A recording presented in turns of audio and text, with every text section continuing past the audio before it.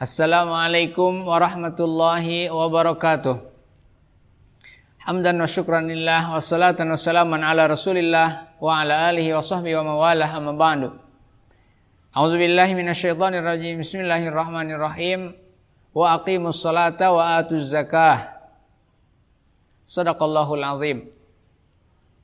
Kaum muslimin wa muslimat yang dirahmati Allah Subhanahu wa taala, alhamdulillah kita telah memasuki hari-hari terakhir dari bulan suci Ramadan Syarif ini, hari-hari yang sangat membuat sedih para malaikat, sampai-sampai dijelaskan dalam sebuah hadis syarif, para malaikat al-kiram ini akan menangis ketika bulan suci Ramadan Syarif ini meninggalkan kita selaku umat Islam yang menjalankan berbagai macam ibadah di dalamnya. Setelah sebelumnya kita membahas berbagai macam ibadah dan tema yang sangat berkaitan erat dengan bulan suci Ramadan Syarif ini, maka pada kesempatan kali ini pun kita akan membahas mengenai salah satu rukun Islam, ya, yang menjadi salah satu unsur terpenting dalam agama Islam, yaitu mengenai zakat. Seperti yang kita ketahui bahwa zakat ini adalah rukun Islam yang ketiga. Ya, seperti yang telah disampaikan dalam sebuah hadis syarif, bunyal Islamu ala khamsin. Agama Islam ini berdiri atas 5 tiang utama, 5 unsur utama, yaitu apa? Mengucapkan 2 kalimat syahadat, kemudian menjalankan salat yang 5 waktu, lalu yang ketiga menunaikan atau membayar zakat. Seperti yang tadi kita bacakan, Allah Subhanahu wa taala berfirman, Astagfirullah wa aqimus sholata wa atuz zakah. Ya, banyak sekali ayat-ayat Al-Qur'anul Karim yang menjelaskan mengenai perintah wajibnya kita mengeluarkan zakat. Kalau dalam ayat lain Allah Subhanahu wa taala berfirman, Astagfirullah, bismillahirrahmanirrahim, khudz min amwalihim shadaqatan tutahhiruhum wa tuzakkihim. Kata Allah Subhanahu wa taala menyerukan kepada Nabi Muhammad sallallahu alaihi wasallam, wahai Muhammad, khudz, ambillah olehmu katanya. Atau mintalah olehmu. Apa yang kamu ambil?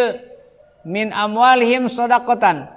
Dari sebahagian harta-harta mereka, ya, harta mereka yang tentunya orang-orang yang memiliki atau diberikan kelebihan harta oleh Allah Subhanahu wa taala, maka ambillah sebagian sedekahnya. Ya, ambillah, perintah Allah Subhanahu wa taala, di mana berlandaskan atas perintah Allah Subhanahu wa taala ini, maka kita selaku umat Islam, apalagi lembaga-lembaga yang memang sanggup untuk mengurusi zakatnya para agniya ini, para orang-orang yang kaya ini, maka sebagai bentuk pelaksanaan dari perintah Allah Subhanahu wa taala, maka kewajiban kita adalah apa? Meminta atau mengingatkan atau mengambil zakatnya para agniya tersebut, orang-orang kaya tersebut. Karena ini adalah perintah Allah Subhanahu wa taala. Bukan hanya semata-mata kita mengambil sebagian hartanya saja untuk disebarkan kepada orang-orang yang mustahik, yang berhak, tapi yang pertama itu semata-mata untuk menjalankan perintah Allah SWT. Ya, kita diperintahkan, para amilin, orang-orang yang mengurus zakat itu diperintahkan untuk mengambil harta zakat tersebut. Orang-orang yang memiliki harta pun diperintahkan oleh Allah SWT untuk memberikan zakat dari hartanya tersebut. Tujuannya apa? Dijelaskan oleh Allah SWT dalam ayat karimah tersebut. Tutahhiruhum wa tuzakkihim. Ya, ini yang perlu kita garis bawahi. Zakat kita berikan, zakat kita kumpulkan itu bukan hanya semata-mata untuk memberikan secara dohirnya saja, secara nominalnya saja, atau secara barangnya saja, tetapi ada hikmah yang sangat besar di belakangnya. Tutahhiruhum wa tuzakkihim, untuk mensucikan. Di sana ada kata tutahhir, ya, taharah, artinya membersihkan harta tersebut atau membersihkan orang-orang yang memiliki harta tersebut secara zahir dengan zakat itu. Ya, supaya apa? Supaya tidak dicap sebagai orang yang kikir, ya. Wa tuzakihim, hikmah yang kedua juga membersihkan dari segi batin, dari segi ruhani. Ya, dengan dikeluarkannya zakat tersebut, Allah Subhanahu wa taala akan melindungi kita dari segi rohani, dari segi batin. Ya, harta kita juga akan dilindungi oleh Allah Subhanahu wa taala dari bencana, dari bahaya. Nauzubillah min dzalik. Kalau harta tersebut zakatnya tidak diberikan, infaknya, sedekahnya tidak dikeluarkan dengan secara baik-baik, maka Allah Subhanahu wa taala bisa saja mengambilnya dengan cara yang lain.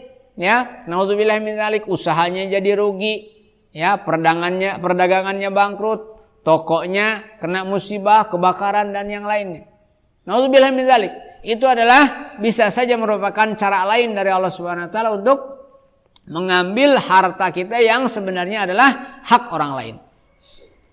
Nah, berangkat dari sana, insya Allah pada kesempatan kali ini kita akan membahas mengenai zakat tersebut. Di sini insya Allah kita akan membahas mengenai yang pertama zakat mal atau zakat harta. Harta apa saja nanti yang perlu dizakati, kapan harta itu perlu dikeluarkan zakatnya, ya, ada aturan-aturannya. Lalu yang kedua nanti ada zakat fitrah. Ya, apa itu zakat fitrah? Kapan dikeluarkannya? Seberapa kita harus mengeluarkannya? Ya. Lalu nanti insya Allah kita akan membahas mengenai siapa saja orang yang berhak menerima harta zakat tersebut dan siapa saja yang tidak berhak, tidak boleh menerima harta zakat. Sebelum kita bahas pembahasan tersebut, di sini kita akan menyampaikan juga mengenai apa itu zakat, definisi dari zakat. Wahya lughatan annama, secara bahasa zakat itu annama, artan atau sesuatu yang lebih. Ya, sesuatu yang lebih dari harta kita, sesuatu yang lebih dari kebutuhan pokok kita, itu harus ada zakatnya. Itu zakatnya. Tujuannya apa tadi? Untuk membersihkan jiwa kita kalau zakat fitrah, kalau zakat mal untuk membersihkan harta kita. Sedangkan menurut syariat atau kaidah istilah ilmu fikih, zakat itu adalah ismun limalin mahsusin yukhadhu min malin mahsusin ala wajhin mahsusin yusrafu li ta'ifatin mahsusatin. Nama sebutan untuk sebuah harta yang dikhususkan. Jadi enggak sembarangan harta, enggak sembarangan barang zakat ini, ya. Yukhadhu min malin mahsusin, diambil dari harta yang khusus juga, tertentu. Enggak semua harta harus dikeluarkan zakatnya. Oke? Atas apa? Ala wajhin mahsusin, ada peraturannya. Ya, ada nisabnya, ada batasan kapan harta yang kita keluarkan itu harus kita keluarkan zakatnya, ya. Tidak sembarangan.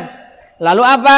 Yusrafu li ta'ifatin mahsusatin, setelah harta itu diambil dari harta yang memang harus dikeluarkan zakatnya dengan jalan yang ketentuan sesuai dengan syariat Islam, kemudian harta zakat tersebut akan disalurkan, diberikan kepada ta'ifah atau asnaf atau kelompok-kelompok orang-orang yang berhak menerima harta zakat tersebut.